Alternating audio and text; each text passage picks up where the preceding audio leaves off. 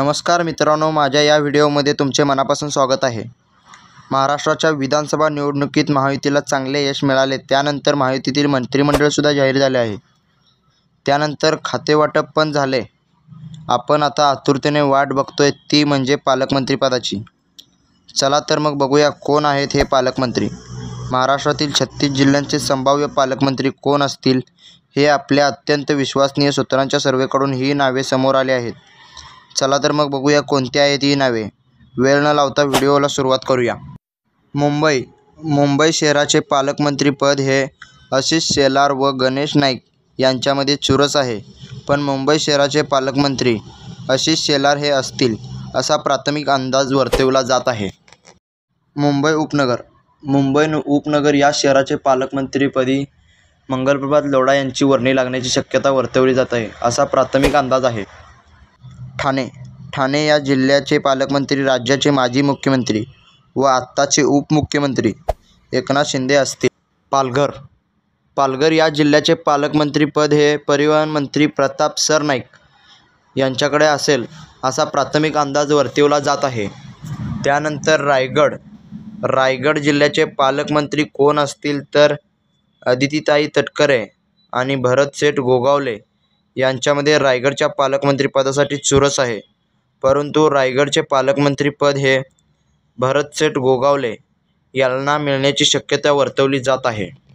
त्यानंतर रत्नागिरीचे पालकमंत्री आत्ताचे उद्योगमंत्री उदय सामंत हे असतील असा अंदाज वर्तवला जात आहे। त्यानंतर सिंधुदुर्गचे पालकमंत्री आपल्या महाराष्ट्र राज्याचे माजी मुख्यमंत्री नारायण राणे यांचे पुत्र नितेश राणे असतील असा प्राथमिक अंदाज वर्तवला जात आहे। त्यानंतर जालना या जिल्ह्याचे पालकमंत्री अतुल सावे असतील असा प्राथमिक अंदाज वर्तवला जात आहे। त्यानंतर साताराचे पालकमंत्रीपद हे शिवेंद्रराजे भोसले यांना मिळू शकतं असा प्राथमिक अंदाज वर्तवला जात आहे।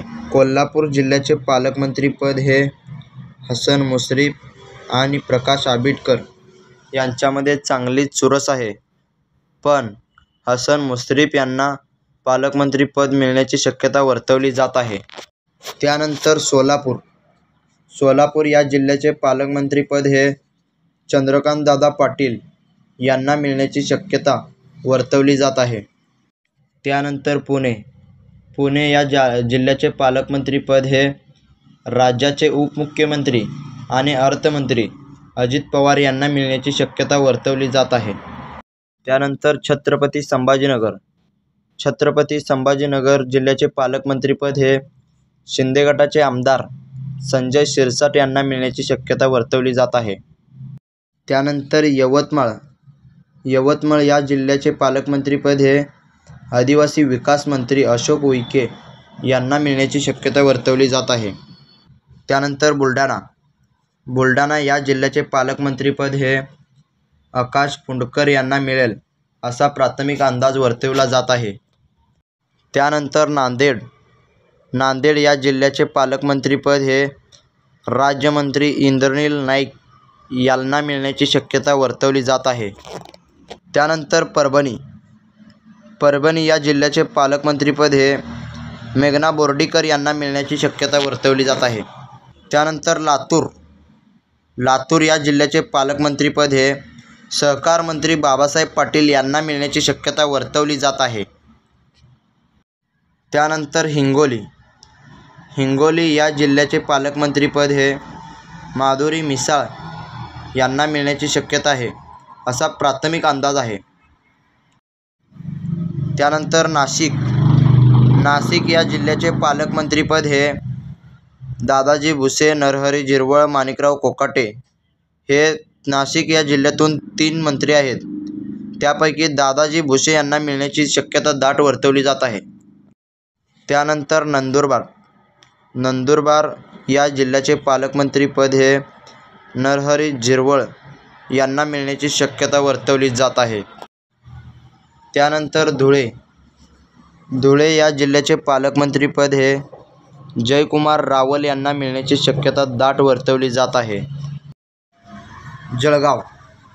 जळगाव या जिल्ह्याचे पालकमंत्रीपद हे पाणीपुरवठा मंत्री गुलाबराव पाटील हे असतील असा प्राथमिक अंदाज वर्तवला जात आहे. त्यानंतर अहिल्यादेवी नगर या जिल्ह्याचे एकमेव मंत्री असलेले राधाकृष्ण विखे पाटील यांना पालकमंत्रीपद मिळण्याची शक्यता दाट वर्तवली जात आहे. त्यानंतर नागपूर या जिल्ह्याचे पालकमंत्रीपद हे महाराष्ट्र राज्याचे मुख्यमंत्री आणि गृहमंत्री देवेंद्र फडणवीस हे असतील असा प्राथमिक अंदाज आहे. सांगली या जिल्ह्याच्या पालकमंत्री पदावरून तर्कवितर्क लावले जात आहेत. गेल्या सरकारच्या काळात सुरेश खाडे हे पालकमंत्री होते. आता या सांगली जिल्ह्याला मंत्रिपद नसल्यामुळे सध्या तरी तर्कवितर्क लावले जात आहेत. प्राथमिक अंदाज असा आहे की आमदार गोपीचंद पडळकर यांना मंत्रिपद देऊन पालकमंत्रीपद देतील असा अंदाज वर्तवला जात आहे. त्यानंतर बीड या जिल्ह्याचे पालकमंत्रीपद हे गेल्या महायुती काळात धनंजय मुंडे यांच्याकडे होते.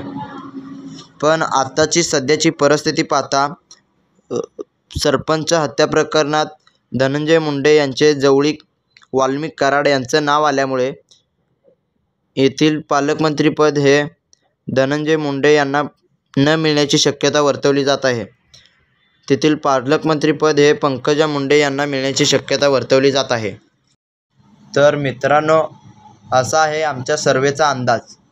तुम्हाला काय वाटतंय तुम्ही कमेंट करून सांगा. व्हिडिओ आवडल्यास व्हिडिओ मित्रांना शेअर करा व व्हिडिओला लाईक, कमेंट आणि चॅनलला सबस्क्राईब करा.